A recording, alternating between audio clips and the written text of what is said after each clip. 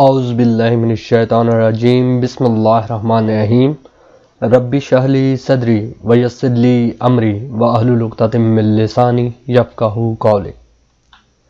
अस्सलाम वालेकुम viewers, thank you so much for watching my YouTube channel Nadeem Shaukat TV. If you are new on my channel please subscribe it and press bell icon for more interesting and informative videos. If you are my regular viewers, then please don't forget to comment, like and share my videos.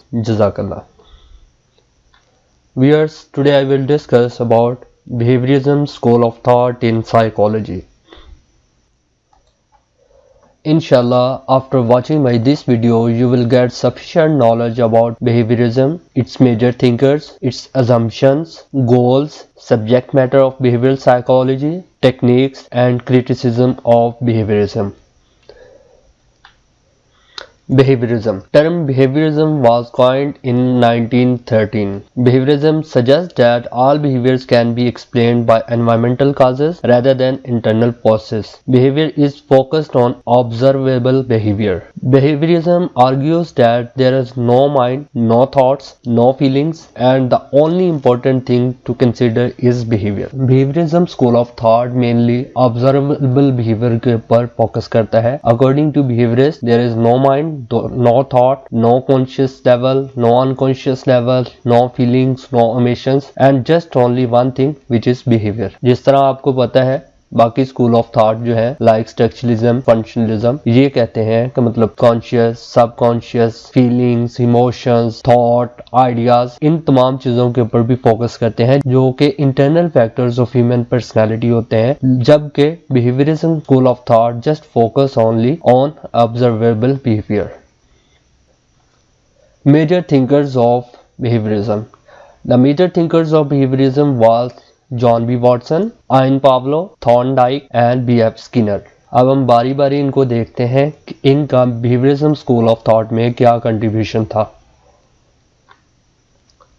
John Brodus Watson, J.B. Watson. J.B. Watson was American psychologist, established the psychological school of behaviorism. Humans are born with a few reflexes and emotional reactions of love and rage. All other behaviors is learned through stimulus response association through conditioning. His famous experiment was Little Albert experiment. J.B. Watson का कहना था कि just few emotions होते हैं, few reflexes होती हैं कि जो कि inborn होती हैं. बाकी जितने भी actions होते हैं, बाकी जितने भी रिस्पॉन्सेज होते हैं वो लर्न रिस्पॉन्सेज होते हैं जो कि इंडिविजुअल एनवायरनमेंट से सीखता है. जेबी वॉटसन का जो फेमस एक्सपेरिमेंट था लिटिल एल्बर्ट एक्सपेरिमेंट था.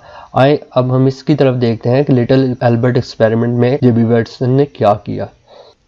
Little Albert experiment. Little Albert experiment basically law of conditioning के ऊपर बेस करता था. इसमें जेबी वॉटसन ने एक 9 माह का बच्चा लिया और उसको मुख्तलिफ तरह के जानवर दिखाए जिसमें रैट था, रैबिट, डॉग और मंकी वगैरह थे, और इसमें बच्चे ने कोई फियर शो नहीं किया. इसमें जेबी वॉटसन बेसिकली कंडीशन करना चाहता था उस बच्चे के फियर को विद लाउड नॉइस के साथ. उसने क्या किया कि नेक्स्ट टाइम कुछ अरसे के बाद जब उसने रैट प्रोड्यूस किया in front of that child, पीछे से उसने एक लाउड नाइस इंड्यूस. उसने ये एक्सपेरिमेंट 2-3 दफा किया. जब 2-3 दफा किया तो और पीछे से लाउड नाइस इंड्यूस करवाई, तो अब जब भी वो बच्चा उस चूहे को देखता था तो वो रोना शुरू कर देता था. After the passage of some time और सम प्रैक्टिस और रिपीटेड एक्सपेरिमेंट्स, बच्चा जब भी चूहे को देखता था चाहे पीछे से लाउड नाइस नहीं भी हो तो वो बच्चा रोना शुरू कर देता था. और इस एक्सपेरिमेंट का असर ये हुआ कि वो बच्चा कोई भी फरी ऑब्जेक्ट देखता था, चाहे वो चूहा होता था, डॉग होता था या कोई भी इस तरह का ऑब्जेक्ट होता था, उसको देखकर डरना शुरू हो जाता था. और after the passage of some time उस बच्चे की डेथ हो गई. इस एक्सपेरिमेंट के ऊपर बहुत सारे क्रिटिक्स का सामना करना पड़ा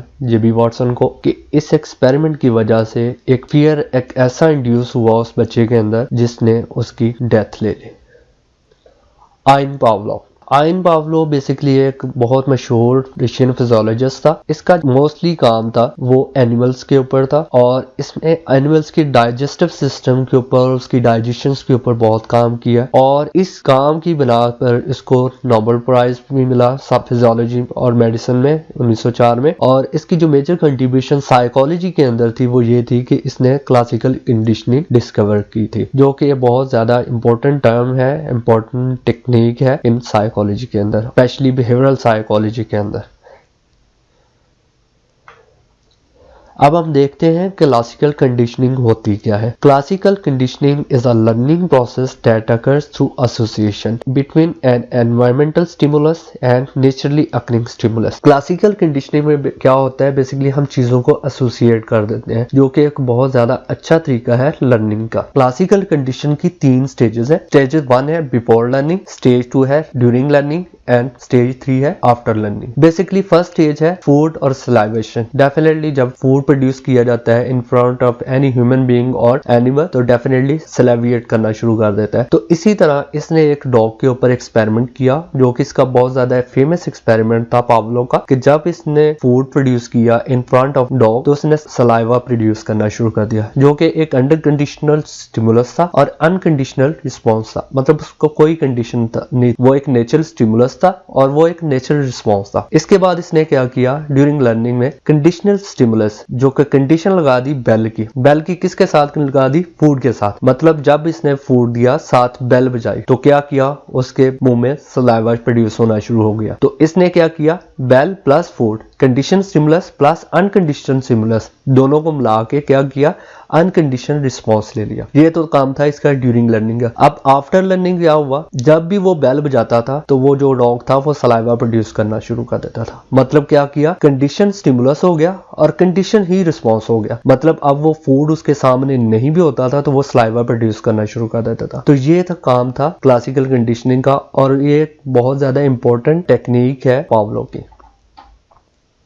Behaviorists have described several different phenomena associated with classical conditioning. These several phenomena are acquisition, extension, spontaneous recovery, stimulus generalization, and discrimination. Now look at it one by one. First of all, acquisition. Acquisition is the initial stage of learning when a response is first established and gradually strengthened. Acquisition first stage होती है learning की, जब एक response establish होता है और gradually strengthen होता जाता है। Extension is when the occurrence of a condition response decrease और डिसअपीयर। जब एक रिस्पॉन्स डिक्रीज हो जाता है या बिल्कुल खत्म हो जाता है, उसको एक्सटेंशन कहते हैं। Spontaneous recovery, spontaneous recovery is the reappearance of the condition response after a rest period or period of lessened response. इन तीनों की मैं मिसाल ऐसे देना चाहता हूँ। मिसाल के तौर पे पेपर्स आए, हमारे पेपर में हमने कोई चीज याद कर ली, उसको प्रैक्टिस की, उसको रिहर्सल की, उसको रिपीट किया, तो वो क्या है, वो स्ट्रेंथन होगी हमारी चीज। वो क्या है, एक्विजिशन। एक्सटेंशन क्या है कि after the passage of some time, रट्टा लगाया हुआ था किसी चीज को, वो भूल गया, या हमने उसको दोबारा यूटिलाइज नहीं किया उस नॉलेज को, या हमारे वो अनकॉन्शियस में चला गया, कभी कभी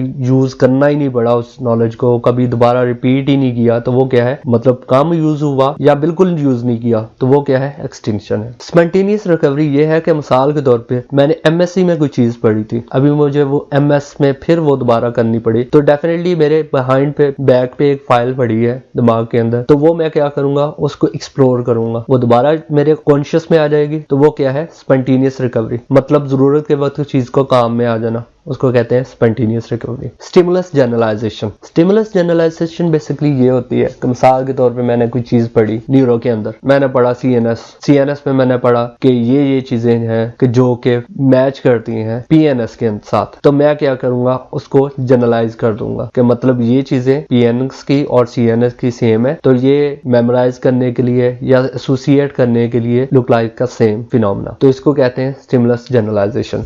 डिस्क्रिमिनेशन क्या है कि दो चीजें हैं, उनको डिस्क्रिमिनेट करना। मिसाल के तौर पे सीएनएस है, CNS consist of brain and spinal cord, while PNS mainly consist of 2 types of nerves, spinal nerves and cranial nerves. तो ये क्या है, डिस्क्रिमिनेशन है। Burrhus Friedrich Skinner or B.F. Skinner. As a behaviorist, Skinner believed that internal thoughts and motivations could not be used to explain behavior. Instead, he suggested we should look only the external observable causes of human behavior. B.F. Skinner भी एक behaviorist था। इसके नजदीक भी internal thoughts, feelings, emotions कोई चीज मायने नहीं रखती। इसके नजदीक भी ये था कि ऑब्जर्वेबल बिहेवियर जो है वो इम्पोर्टेंट है टू जज एन इंडिविजुअल पर्सनैलिटी। इसकी जो मेजर कंट्रीब्यूशन थी साइकोलॉजी के अंदर वो थी डेवलपमेंट ऑफ ऑपरेंट कंडीशनिंग। इसने भी जो मोस्टली काम किया वो एनिमल्स के ऊपर किया। इसने मुख्तलिफ एक्सपेरिमेंट्स किए रैट्स के ऊपर, पिजन्स के ऊपर। इसका जो मेजर कंट्रीब्यूशन था, जो मेजर वर्क था वो ये था कि मतलब इसने काम किया लर्न रिस्पॉन्सेस के ऊपर। Operant conditioning was a major work of B.F. Skinner in psychology. Operant conditioning is also known as instrumental learning. Operant conditioning basically एक ऐसा प्रोसेस होता है जिसमें हम learned response को कंट्रोल कर सकते हैं according to its consequences. ये बेसिकली दो तरह की होती है. One is reinforcement and second is punishment. Reinforcement जब हम किसी चीज को, किसी बिहेवियर को स्ट्रेंथन करना चाहते हैं तो हम इसको रीइंफोर्स करते हैं. जब हम किसी बिहेवियर को वीक करना चाहते हैं, डायमिनिश करना चाहते हैं, मिनिमाइज करना चाहते हैं, वीकेंस करना चाहते हो तो हम पनिशमेंट यूज करते हैं. रीइंफोर्समेंट दो तरह की होती है. एक होती है पॉजिटिव रीइंफोर्समेंट और एक होती है नेगेटिव रीइंफोर्समेंट. पॉजिटिव रीइंफोर्समेंट में हम कोई गुड चीज ऐड कर देते हैं, जबकि नेगेटिव रीइंफोर्समेंट में हम कोई गुड चीज रिमूव कर देते हैं. इसी तरह पॉजिटिव पनिशमेंट में हम कोई बैड चीज ऐड कर देते हैं और नेगेटिव पनिशमेंट में कोई गुड चीज रिमूव कर देते हैं. तो ये थी ऑपरेंट कंडीशनिंग.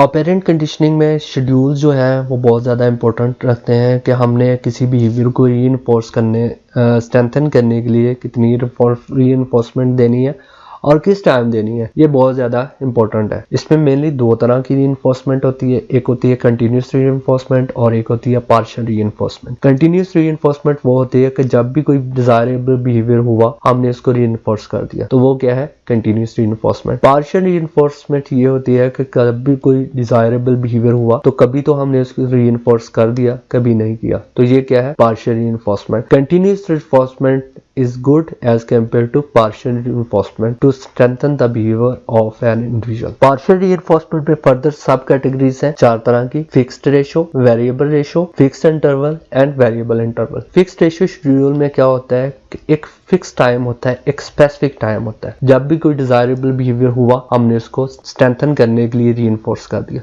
तो वो क्या है, फिक्स्ड रेशियो शेड्यूल है. वेरिएबल रेशियो शेड्यूल ये अनप्रेडिक्टेबल होते हैं, अनप्रेडिक्टेबल रिस्पॉन्सेस होते हैं. मतलब जब कभी हुआ, हमारा दिल किया, उसको रीइंफोर्स कर दिया, कभी दिल किया, नहीं किया. Variable ratio schedules occurs when response is reinforced after an unpredictable number of responsible. Gambling and lottery are good examples of variable ratio schedule. इसी तरह फिक्स्ड इंटरवल शेड्यूल जो होते हैं उसमें हम खास रीइंफोर्समेंट खास टाइम पे दे देते हैं. मतलब जब भी कोई डिजायरेबल बिहेवियर हुआ उसी टाइम हम उसको रीइंफोर्स कर देते हैं, उसको कहते हैं फिक्स्ड इंटरवल. और वेरिएबल इंटरवल में क्या होता है कि जब कोई डिजायरेबल बिहेवियर हुआ लेकिन हम उसको रीइंफोर्स कर रहे हैं, लेकिन after the passage of some time, some minute, some hours, उसको कहते हैं variable interval schedules. Edward Lee Thorndike. It is also very important and major thinker of behaviorism school of thought. इसका भी जो मेजर वर्क था वो animals के ऊपर था और इसने मॉडर्न एजुकेशनल साइकोलॉजी की बुनियाद रखी. इसका जो मेजर एक्सपेरिमेंट कैट्स के ऊपर था. Thorndike looks at how cats learn to escape from the puzzle box. His finding was that cats consistently show gradual learning through trial and error. और इसी एक्सपेरिमेंट के ऊपर, बेसिस के ऊपर इसने प्रिंसिपल्स ऑफ लर्निंग और थ्योरीज ऑफ लर्निंग डेवलप की. आए अब हम उनकी तरफ देखते हैं. Principles of learning. According to Thorndike, learning is the result of association forming between stimuli and response. Such associations or habits become strengthened or weakened by the nature and frequency of the stimulus-response pairing. Thorndike specified three conditions that maximize learning. First is law of effect, second law of readiness, and third is law of exercise. According to Thorndike, law of effect states that stimulus-response bond is strengthened when the consequences is positive, and it will be weakened when the consequences is negative. The law of readiness states that the more readiness the learner has to respond the stimulus, the stronger will be the bond between them. While third law, which is law of exercise, states that the more an stimulus response bond is practiced, the stronger it will become. Assumptions of behaviorism. The key assumptions of behavioral psychology is that if psychology is to be science, it must study only that which is observable, mainly behavior. According to behavioral psychology, उन्होंने कहा कि अगर psychology एक science है तो इसको observable behavior से study करना चाहिए. क्यों? क्योंकि scientific method का पहला जो step है वो ही observation है. तो observation से ही next step pursue करते हैं. तो एक ये भी assumption थी behavioral school of thought की. Second, learning occurs through interactions with the environment. इस स्कूल ऑफ थॉट के जो थ्योरिस्ट है उनका ये कहना था कि जो लर्न रिस्पॉन्सेस होते हैं, ये जो रिस्पॉन्सेस होते हैं लर्न होते हैं, जो कि एक इंडिविजुअल एनवायरनमेंट से सीखता है, ये कोई उसके इननेट बिहेवियर नहीं होते, वो सारी चीजें इस एनवायरनमेंट में रह के सीखता है। इसमें एक वॉटसन ने एक बहुत बड़ी बात की थी कि अगर मुझे आप 100 बच्चे देते हैं तो मैं उनको वैसा ही बना दे सकता हूँ जैसा आप चाहते हैं। मिसाल के तौर पे आप अगर डॉक्टर चाहते हैं तो मैं डॉक्टर बना सकता हूँ, अगर आप जज चाहते हैं, वकील चाहते हैं, लॉयर चाहते हैं या एनीथिंग एल्स, जैसा आप उसको बनाना चाहते हैं तो मैं वैसा ही बना सकता हूँ। द एनवायरनमेंट शेप्स बिहेवियर, वही चीज जो मैंने पहले बात की कि एनवायरनमेंट बिहेवियर को शेप देता है। Taking internal mental states such as thoughts, feelings and emotions into consideration is unless in explaining behaviour. इस स्कूल ऑफ थॉट की ये भी assumption से थॉट्स, फीलिंग, इमोशंस ये कोई चीज नहीं होती, जो मेन चीज होती है वो उसका ऑब्जर्वेबल बिहेवियर है। Goals of behaviorism. The goal of behaviorism is to explain relationship between A, B, C. ABC में कैसे क्या मराद है? एंटीसीडेंट का मतलब आपको स्टिमुलस कैसा मिलता है, बी के बिहेवियर, उस स्टिमुलस के रिएक्शन में आपका रिस्पॉन्स कहता है, तो वो क्या है B. And C stand for consequences, मतलब जब आप रिस्पॉन्स करते हैं तो उसके नतीजे में आपको सोसाइटल इम्पैक्ट क्या होता है, रिवार्ड, पनिशमेंट होती है या कोई और चीज होती है। तो ये बेसिकली गोल था बिहेवियरिज्म स्कूल ऑफ थॉट का, मतलब एक बिहेवियर को थॉरोली अंडरस्टैंड करना, इन ओवर्ट बिहेवियर को, नॉट कवर्ड बिहेवियर को, यानी ऑब्जर्वेबल बिहेवियर को। Watson was very much influenced by Ian Pavlov, animal studies, classical conditioning. So he begins to give ideas by observing the behavior through that studies. Subject matter of behavioral psychology. The subject matter of behavioral psychology is observable behavior, the only thing which could be objectively analyzed and quantitatively measured are overt responses emitted by organism.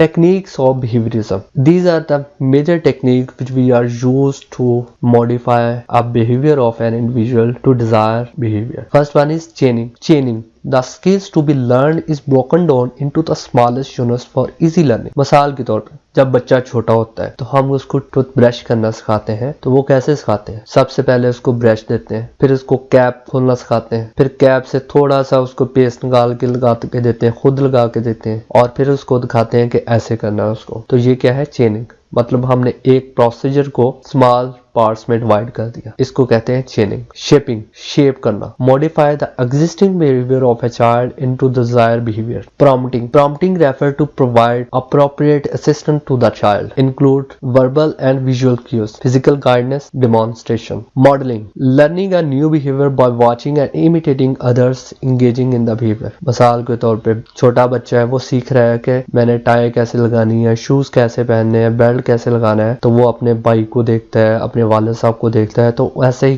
करता है, तो वो क्या है? Modelling. Fading, fading refers to systematic withdrawal of all the training procedure. Generalisation, once a skill is learn in a controlled environment, the skill is trained in more general settings. Criticism. First of all, behaviorism is a one-dimensional approach to understand human behavior, and that behavior theories do not account to free will and internal influences such as mood, thoughts and feelings. सबसे पहले जो इसको critics का सामना करना पड़ा, according to the definitions of psychology, it is a scientific study of brain and behaviour. तो basically behaviourism school of thought वालों ने जस्ट बिहेवियर को स्टडी किया, ब्रेन को स्टडी नहीं किया, तो ये भी एक क्रिटिक्स था इसका। Secondly, behaviourism does not account for other types of learning, especially learning occurs without the use of reinforcement and punishment. Third, people and animals are able to adapt their environment when new information is introduced, even if a previous behavior pattern has been established through reinforcement. Fourth, behaviorist researchers often do animal studies of behavior and then generalize their results to human beings. Generalizing results in this way can be misleading since humans have complex thought process that affect behavior. ये भी एक बहुत बड़ा एक criticism था behaviourism school of thought के ऊपर, क्योंकि आपने देखा होगा इनका जो जितने भी मेजर एक्सपेरिमेंट्स थे ये इन्होंने एनिमल्स के ऊपर किए थे। तो एनिमल्स और इंसानों में फर्क होता है, इंसान एक कॉम्प्लिकेटेड थॉट पैटर्न रखता है, तो ये भी एक बड़ा क्रिटिसिज्म था स्कूल ऑफ थॉट के ऊपर। Behaviourist often under estimate the importance of biological factor, ये भी एक बहुत बड़ा क्रिटिसिज्म था। इन्होंने बायोलॉजिकल फैक्टर्स को भी नजरअंदाज कर दिया। आपको पता है कि डिफरेंट लेवल पे डिफरेंट टाइप्स की बायोलॉजिकल फिजियोलॉजिकल चेंजेस होती हैं, इन्होंने बिल्कुल उसको भी नेग्लेक्ट किया। By emphasising the situational influence of personality, some social cognitive theorists underestimate the importance of personality traits. These are all the criticisms of behaviorism.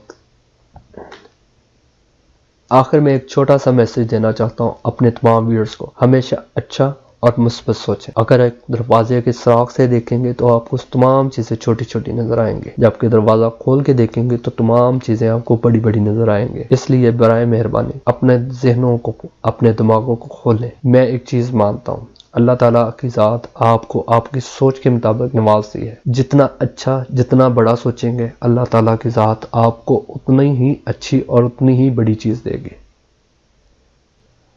Thank you so much for watching my video, for your precious time and attention. अगर आप मेरे channel पे new हैं तो आपसे गुजारिश है कि प्लीज़ चैनल को सब्सक्राइब कर लें और बेल आइकन को प्रेस करना मत भूलिएगा, ताकि मैं इस तरह की मज़ीद अच्छी अच्छी वीडियो आपकी खिदमत में पेश कर सकूँ। और एक और चीज़ अर्ज करना चाहता हूं कि प्लीज अपनी राय का इजहार कमेंट बॉक्स में जरूर किया कीजिए, ताकि मैं अपनी वीडियोस को मजीद इम्प्रूव कर सकूं। जज़ाकल्लाह।